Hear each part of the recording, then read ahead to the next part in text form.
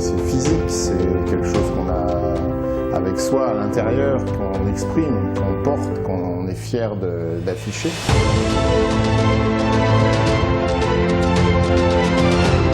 C'est la volonté de créer un lien direct, un lien humain. À chaque fois, ce que dit le client, c'est on veut pouvoir avoir une relation humaine.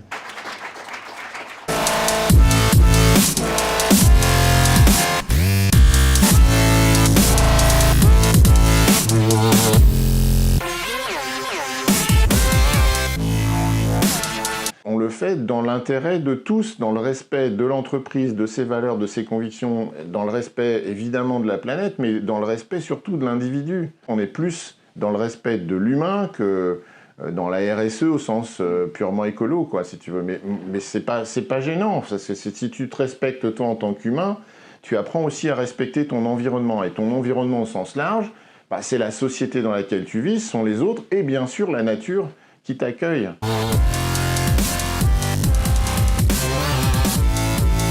Ne pas oublier que l'autre a envie d'apprendre. Donc, premièrement, lui expliquer quelque chose, lui apprendre quelque chose.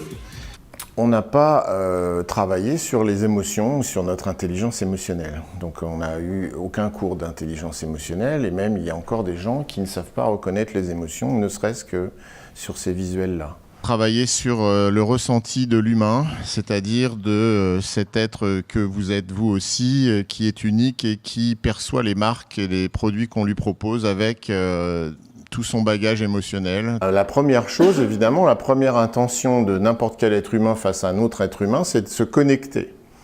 Se connecter pour commencer la conversation. Bonjour, je défends le pour, évidemment, puisque je suis un marketeur, et non pas une personne hybride qui prétend vendre des trucs dont on n'aurait pas besoin.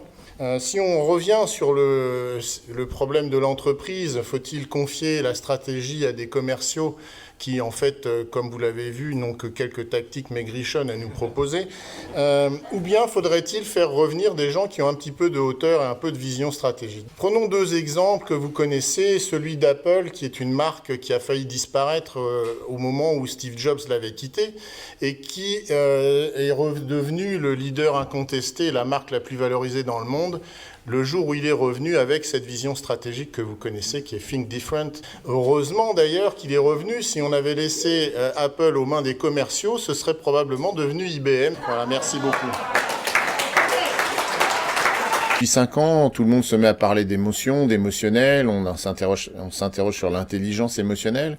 Qu'est-ce qu'elle nous apporte? Qu'est-ce qu'elle permettrait de faire?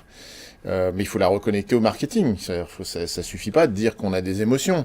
Alors pour aimer, en fait, il faut se surpasser. Voilà, donc il faut en faire plus. Hein. Il faut monter sur scène, il faut danser sur un dance floor comme hier. Il faut se prendre en photo avec des trucs un peu délirants. Bref, il faut être autre chose, il faut aller plus loin. Et une marque devrait se surpasser continuellement, provoquer de la surprise et faire des choses que ses clients n'attendaient pas.